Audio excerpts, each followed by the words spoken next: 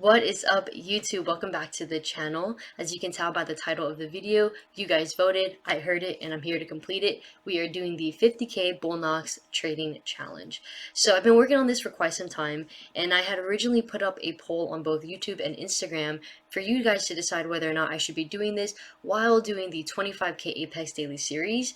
So I've been working on it behind the scenes, and I'm so excited to finally release this to you all. It is going to be slightly different though. There's three different things that are different compared to any previous videos you saw from me. The first is that the way I'm training is a bit more lenient. I'm allowing myself a little bit more breathe room so it's not as strict. The second thing is that we don't have any technical issues as far as live recordings of me trading. So before I would have some issues because I'm using the trade copier while using the OBS, while using, Rhythmic and all the other platform stuff I'm using. So it's super laggy. But this time around we are able to record it. There's a few times I've forgotten to click, record, but we'll get to that later. And then the third thing is I am allowing myself to trade during FOMC, events, speeches, interviews, meetings, all that good stuff. So it is definitely a bit different. But nonetheless, I'm excited to show this to you all, and let's jump right into the video. But yeah, so right now, looking for it to bounce off of the 13 area. It's kind of up and down. So if you're able to hold it, definitely see a push between about 20 to 35. So I have a bullish bias right now though. So let's see if we're able to tap into 22. Let's see, here's the run up to possibly 30s. I'm gonna get in one more long here. Fits back to this top of this wick here. So just like my last one, I'm gonna move my stop actually down here.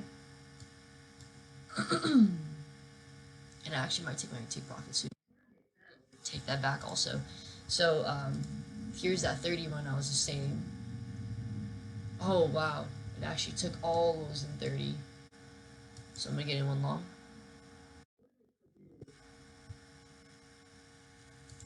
Oh, it's running without me. There's that 50 I was just telling you guys about.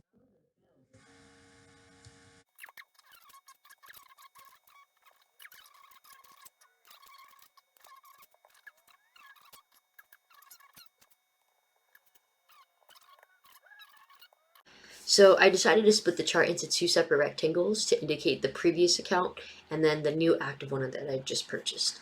So for the first rectangle, this will show you all of the trades that I took with the first account of how terrible it was. So there's two things that really stood out to me as I was reviewing my trades.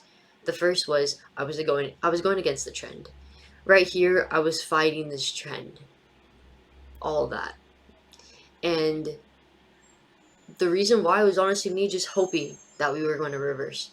It was a terrible decision. I thought, one, pull back, two, and then maybe reverse, but we did not reverse. It was not time to reverse. So therefore, I ended up blowing that first account. I went in long when it was obvious to go short.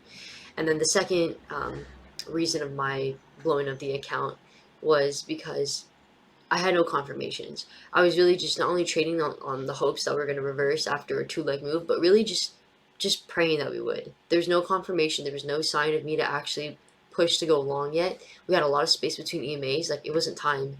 There's no curvature. It was all falling down the cliff kind of candles. So it was really, really bad mistakes on my part. But going into the second account, I was able to really pick myself back up. So I took the few minutes between, which was about, say about 10 minutes or so between my trades.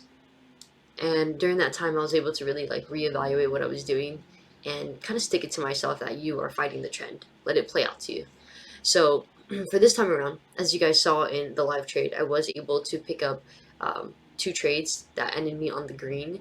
And it was better placed because of my confirmation. So not only were we at a double bottom, but we also had the bullish momentum to pick up. We broke above EMA as well as a crossover on the EMA, and on top of that, we were breaking previous highs. So it's pretty much like retracing the big move that we just had.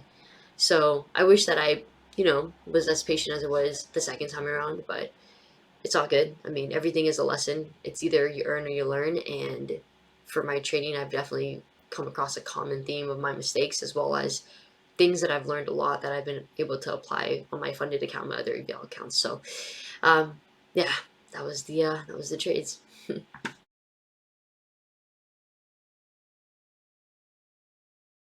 And that is a wrap for day one of the 50K BULENOX challenge. Thank you all so much for tuning in. I hope you are enjoying the beginning part of this series.